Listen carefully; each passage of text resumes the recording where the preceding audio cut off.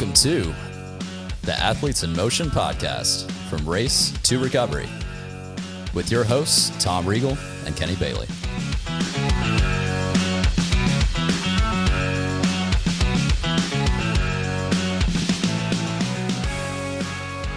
Hey, Tom, how are you? I'm fantastic. Kenny, how are you? I am fantastic because we have Elizabeth back with our update. As everyone knows, this is our triathlon series where we're trying to keep up with you guys on on your workout schedule for the year. Yeah, exactly. So we're excited to have you back. We're excited to have people listen to us and watch us on YouTube. Before we get started, make sure you hit like and subscribe. Yep. Please, that really helps our algorithm, helps us. So find a button and just find a button, subscribe. So, just do it. Do it now. We'll hold. We'll wait a second. There you go. Click on it. Thank you. Okay, perfect. So Elizabeth, we're getting ever closer to our Ironman California in October. 10 weeks. How many weeks away? 10? 10 weeks. 10 weeks. You can count that with 2 10 hands. weeks. Yeah. Unfortunately, you're starting to do this. Going down to single digits. We're jumping down to single digits. Okay. So how are you feeling? What's the last update? We were struggling through some stuff, but are we still struggling? Are we? Oh yeah, we're having a good time. Okay. we're having a great time. So went down to Disneyland, was there, walked 11 and a half miles, and thought I was going to die because my knees hurt so bad. Ouch. Ouch. So I made the call to the doctor and got cortisone shots in my knees to see if that would help. It helps with arthritis, not so much with the meniscus tear. So, Bummer. But yeah. So I'm still out there doing my thing, and I'm not giving up. I'm just got to realize that it's gonna hurt when I'm doing the walk part of it. So so I'm doing a lot of math in my head right now, basically. So with 10 weeks to go on that. I'm sorry, Tom, but I was going to say 10 weeks to go on that. Is there a time where you go, okay, like, either is there a go time? Is there sort of a fork in the road time that you ask yourself, is this crazy, not crazy, or are we past that time where we're just saying, damn the torpedoes and let's just go and see what happens? It is definitely crazy, and I am not going to give up. I will be at the starting line no matter what. Awesome. And get out there, do the swim, get on that bike, and make it past where I made it last year. And as long as we don't have the wind, like no kidding. Yeah. Knock on wood. I was gonna say, the good news is we've had a lot of wind this summer, so I've had lots of practice in the wind. That's good. Make the best of it. But, so it's probably gonna be rainy and 65 that day, and everyone's gonna be so happy, right? I've never ridden in the rain, so don't say rain. Oh, wonderful! Right. The Kenny Jinx is there. There you go. I just said it. There it is. You're gonna love it. It keeps you nice and cool. Yeah. So what is Tim doing with your plan right now? So is he focusing more on the bike at this point? I mean, it's not running.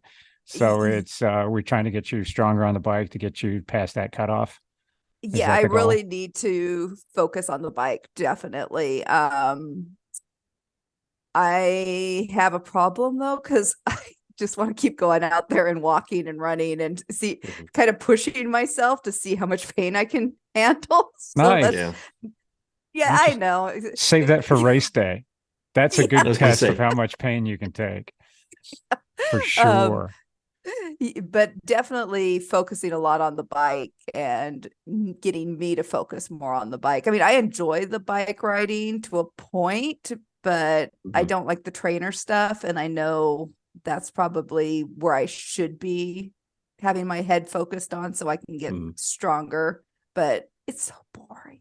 Totally. Well, give us an idea of so I know the environment in California has been pretty hot. Give us sort of a paint a picture, if you will, of sort of what those training days look like. I think it's in the hundreds on some of those days, is it not? Or yes, in fact, I'm thinking Sunday I was lucky. I think it only got up to 100, but I got out really early Sunday because I had a 5.5 hour bike ride that day. Wow. And it was good. I mean, I stuck it out and I didn't get overheated, which was good because some of Mhm. my long rides I have because I've gotten Mhm. out too late. It was, I mean, it was a good day, even though it was hot. And the worst part is just trying to figure out where the heck to ride for 5.5 hours. You do the same, thing over and over again. And then it's like, Yeah. so I kind of went exploring neighborhoods because I was bored to death. Obviously, I get bored really easy, which is weird for somebody who's going to See do a an theme. Ironman, right? Yeah. Well, and that's there's a certain bit of mental toughness that you're trying to do, right? Because you have to do 2 loops in California, and so you come back and you're like, great, I get to go do that all over again. So so doing those loops can also be a Right. mental kind of strengthening, if you will, right? Yeah, and I love when I can get out on the course, which is really nice. It's just if it's going to be too hot, I don't really want to be out there Mhm. because there's no shade. I mean, unless you're on Babel Slough, which is, Yeah. they still haven't fixed. Oh, great. It's still rough as anything. So. Yeah, and they've changed. So I understand that they've changed uh, the transition area, right, to try to make it shorter for the run. Have you heard any updates on that? Yes, the transition area, instead of being in the ballpark, is going Mhm. to be in this parking lot. And Okay. from what I've seen, people are saying we're going to go underneath the kind of bridge. So there's Mhm. and up into the parking lot. So it's really going to decrease that transition time. Yeah. Hopefully they're going to cover the ground because it's dirt and soft dirt and it could be pretty rocky and kind of Yeah. weird in there. So I don't know what the plan is there. Mhm. Don't know for sure if they're maybe going to go over the street like we did last time. I mean, they had Mhm. the road blocked, so I don't know why we wouldn't be able to go over the street, but Yeah. I'm not sure what their plan is, but it is going to decrease the amount of time because going up into the ballpark was Mhm. that long run up the hill and then into the It was a ballpark half a and mile. Yeah. down. Yeah. Yeah.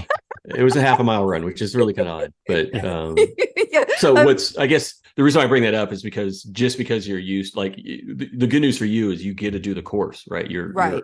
It's in your backyard. However, they're still changing stuff up, right? So there's going to Yeah. be just changes where you got to pay attention, that you can't just assume that, well, it was like this last year, so it's going to be the same. They're going to throw a couple curveballs at you. Right. And I understand they're changing the run, Mhm. but they haven't posted anything about that. All they've done is the transition. It sounds like the bike's probably going to stay the same. I Mhm. mean, I don't know how they could actually change it. I think the year before they had it going through Clarksburg. Mhm. And for some reason they changed that to, the route it was last year. So Mhm. who knows? They can do Yeah. whatever they want, I guess. And we just go out there and do what they say, right? Well, and that's the fun part, right? You just go out, and like you said, at some point in time, you just sort of, the course is the course, and you just sort of deal with what gets thrown at you. So, Right. And I mean, I think once you get out on a race, it's nice because they're like, okay, you swim this, you bike mhm. this, you run this. You don't have to make any decisions. Where in training, you're going, okay, I need Mhm. this much time. Where am I going to go? What am I going to Yeah. do? What's the safest route? There's so Mhm. much in that you have to decide training. Where a race, it's like, hey, you just go do what somebody tells you to do. Yeah. It's easier at That's that easy. point. You just kind of go with the flow. You don't have to worry about what gas stations to stop at, who's going to watch your bike while Mhm. you run into the restroom, and all of that stuff. Mhm. It's all there. Yeah. Yeah. There I you mean, go. Races are so much better. races are so easy. There you go. Compared to the training. It's the training that sucks. Yes. In a lot of respects, but Yeah. but with the training too. I mean, like last night, Tim did a time trial he does out on Mhm. the canals we have here, and the nice part is the community in triathlon is amazing, and everybody's out there just pushing you and telling you how good you're doing, even when Mhm. you don't feel like you're doing very well, Yeah. But that's the good part about training is getting in with your groups and having Mhm. the encouragement. And so I was thinking about that after last night because I'm looking at, all the people I'm training with. And I mean, these people are incredible athletes, right? And Mhm. then there's me, and I'm like, hey, here I am. But they're Well, all nice, you're incredible in your own way, right? Because you're gutting it through, you're getting Yeah. it done, right? No. Yeah. Are you doing open water right now in that river, or are you guys swimming the course, or how much open water do you think, or you don't really need a whole lot for you though, right? Right. I do open water usually twice a week Oh, nice. because I'd go with That's good. TBF up in the lake. So, you Mhm. know, I'm always out, and I love open water swimming. So, you know, Mhm. I know that's weird. I know you guys know everybody's Love it. like, hey, No, right. I love it. Yeah. I Yeah. love open Yeah. water swimming. Do you? Oh yeah, that's much better. That's my preferred mode of being in the Yeah, water. I hate is- swim. I hate pools because you have to turn around. So I'd rather just get in a rhythm and go. Yeah. So Right. I'm very lucky to have TBF and be able to go out with them and do open water swimming Great. twice a week. And then I don't think anybody has hit the river yet though, because I do Okay. belong to some open water swim groups and I don't see anybody Okay. going in the river. It's Hmm. still high. Really?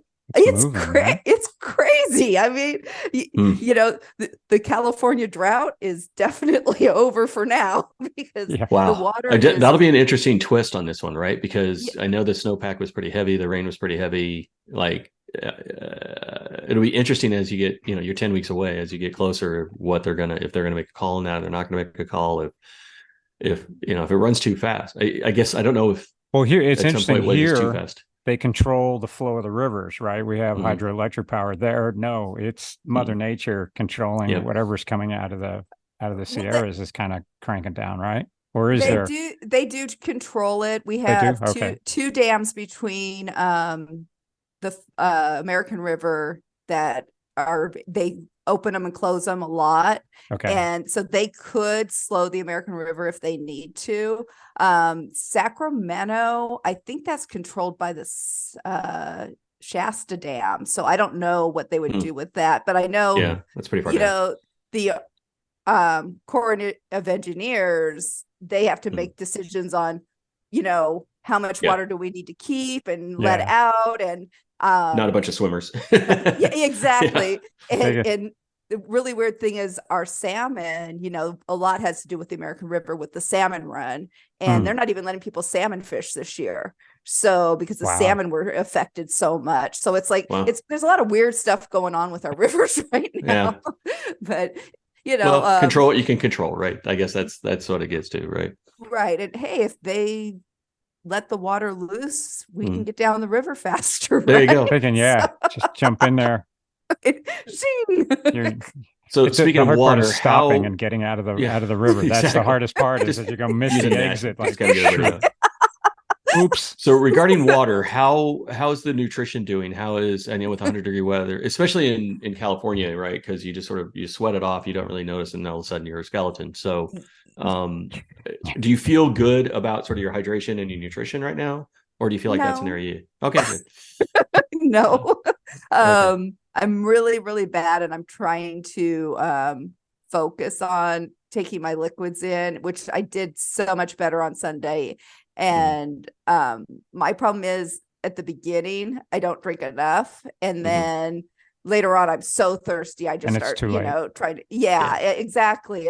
That's when Yeah. you end up with a headache or you don't feel well or, that type of thing. So I'm really trying to focus on that. Tim suggested making lines on my water bottle and putting a timer on to drink so much. Because it's not that I don't drink, I just sip. And so then all of a sudden, an hour's gone by and I realized my bottle still, is about this full. And I'm like, oh, I didn't drink as much as I thought I did. So I'm working on that. And that's I think Tim's idea, right, of doing that. I love that. That'll give you a great idea. Yeah, it gives you a sense of sort of, okay, what volume do I need to drink? It's not that you need the lines every single time. It starts putting in like, oh, okay, that's what that feels like, rather than just, because I do the same thing. I do sips. And then 20 miles in, I'm like, half a bottle because I don't like guzzling. Right. And there's something, there's obviously a difference between sipping and guzzling, but, somewhere in between. So if you can figure that out, the lines help you figure it out. At least you may not need those lines on the race because now you understand sort of what that feels like, if you will. Right. So you're not freaking out like, where's my lines? In training, it gives you a good visual though, to know how much you are Exactly. taking in, to go, oh yeah, I did get in enough. And that's good practice for that. So and fueling, I'm still working on what works for me. I am stopping more and actually like eating the Uncrustable thing, or so. Yeah, what have you found so far that you like, and what have you found that you don't like? It doesn't work. It's always interesting to see what people eat. Yeah, I don't like gels at all, like the goo things that you squeeze out. And I do like gel blocks, the different types of gel blocks, and there's one brand I use all the time, but I can't think of what it is. But it tastes good and it's easy to eat, so I do that one a lot. And then I got stuck on these stupid peanut butter jelly little sandwiches because of Tim. So Uncrustables are fantastic. But they're hard to eat while you're riding. So the goo's like coming down your arm and stuff. So. You got to eat them. You got to eat them faster. Yeah. Oh, is that 3 bites and done? So I do everything really slow, guys. Time is of the essence. Stuff it in, add some water because it's just going to glue your mouth shut. And now you have something to focus on for the next 30 miles of just trying to get your jaw pried open again and get it off the roof of your mouth. It's fun. Okay. Well, that I'll try that next week. Then you have to take more liquids in. Then you find yourself drinking a lot because you're just trying to get this crap out of Problem solved. Done. 2 birds. Tom just fixed everything for me. Yeah, just put everything on the roof of your mouth, and then you'll be perfect. Stuff it up there, and all good. I'll be like the dog licking the top of their mouth. There you go. Yeah, it's like a a slow release, a timed release. There you go. So that's what I'm working on, is consuming food, and Good.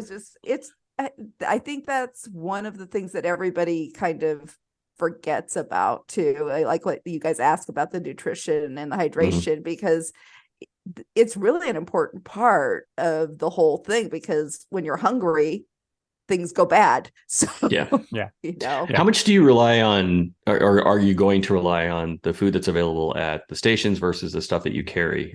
Do you have like a mix on that one, or do you feel like you're going to carry most of what you eat? Last year I carried everything because I was afraid to stop. This year, if I feel like my speed's going good, I may stop. I did grab some waters last time, which that was fun. I never grabbed waters when I was riding a bike before. I've done it running, but it's a different on a bike. Yeah, I did well though. I didn't drop anything. I was amazed. Yeah, awesome. Well done.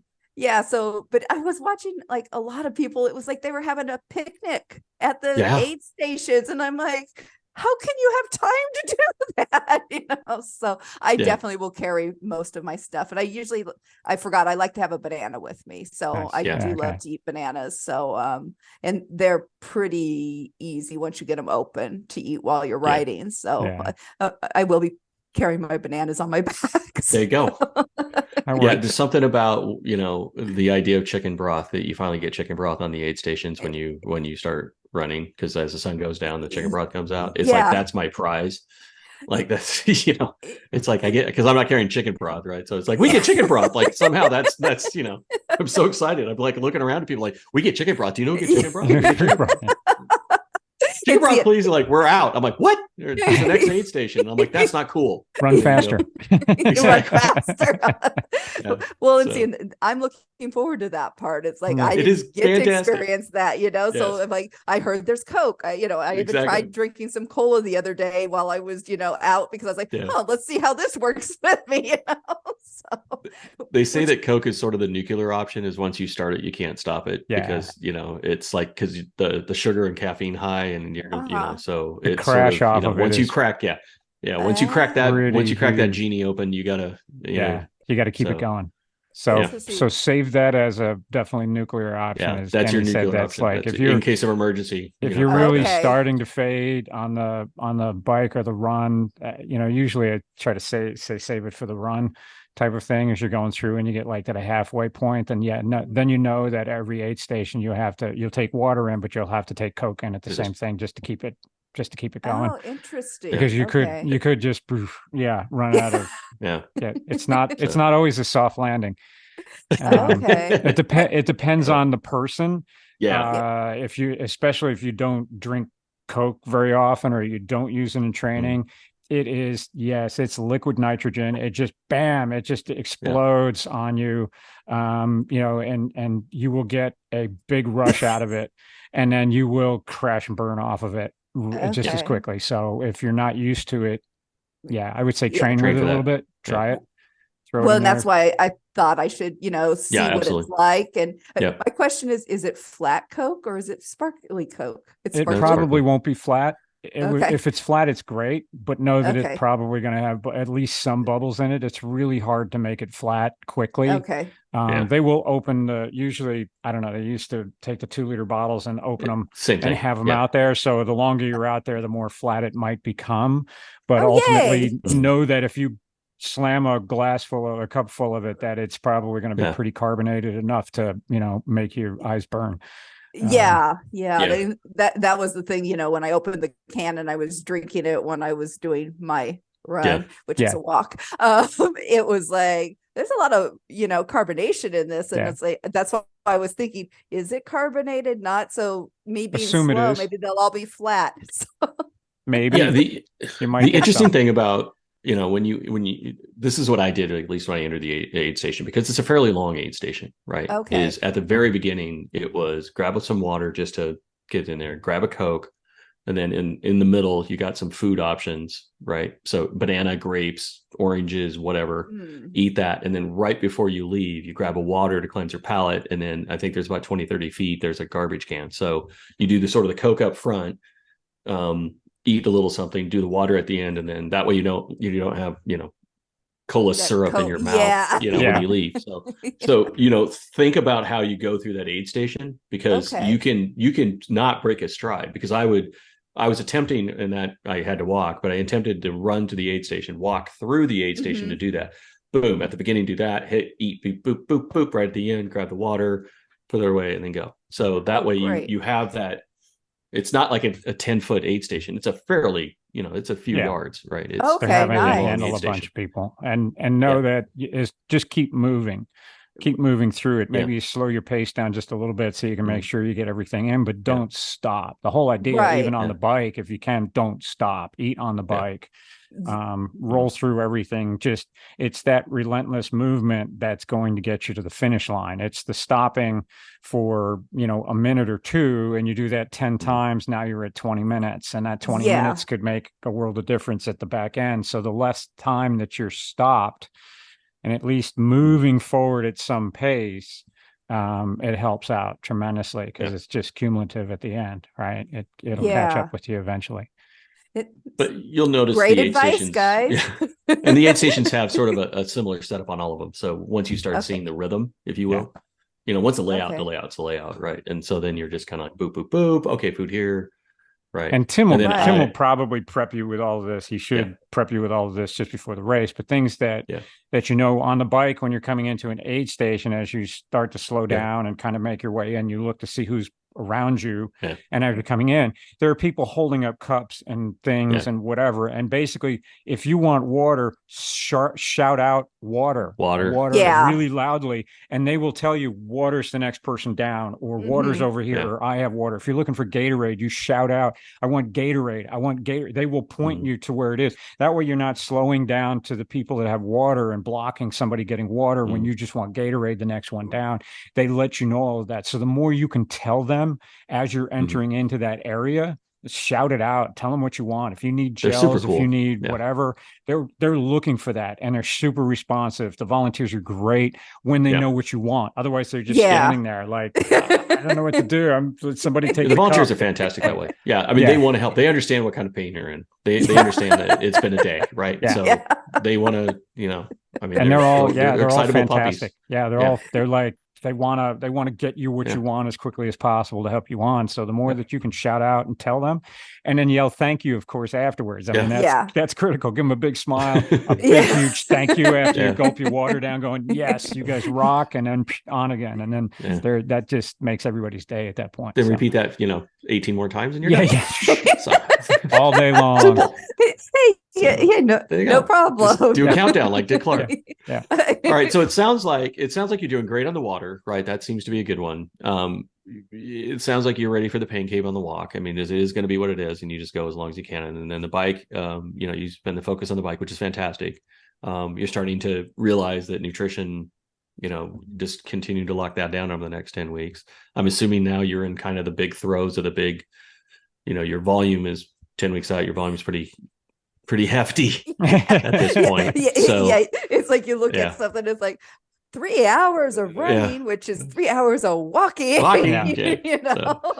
Just get a book on tape and call it a day. And so time or listen to a podcast, maybe. Or listen to a podcast. Yeah, there you go. I'm just saying. So we're super proud. We're super proud of you that you're continuing to kind of do this. I know you're it's virtually uphill on this thing, but you're continuing to sort of heads down and continue with a positive attitude, which is fantastic. So that's fantastic. Like I said, we got a few folks rooting for you. We hope. And again, don't. I'm just going to say this to say it, but at some point, you still need your knee after this race is done, right? So if it comes to a point where it gets silly, then it's we all want to finish stuff, but we also want to have healthy retirements and lives without pains. So afterwards, that kind of thing. So if it's not, we love the tenacity, but at the same time, we want to tell our viewers, we want to balance that all out. Pain, it's not pain in pain. If you're going to do structural damage, we don't recommend you push through that kind of pain. That's get things checked out, go through it, make sure that if it is just discomfort, if it's a high level of discomfort because of some issues, but you're not going to create any more structural pain or damage to yourself down the road, then, keep pushing on. If it is structural damage or that painful, then pull the plug. I mean, there's don't be smart about it. Let's be smart about it. But in the same sense, control what you can control. Love your attitude. It's great. Just keep pushing along and taking what comes at you. It's great. So we love that tenacity for sure. Yeah. So we want to thank everybody for checking in. Keep listening, subscribe, hit that button. Subscribe now while we're talking, while we haven't clicked out of us yet. And keep up with the comments and questions and following along. So we're really having a good time with this. So thanks again, Elizabeth. Really appreciate your time on this. Looking forward to the next check-in in a few weeks. Next check-in. We'll be down to single digits at that point. So we'll be fun to hear how all of that is shaken up as we get real close to race day. So thank you so much. And for everybody, we'll catch you on the next one.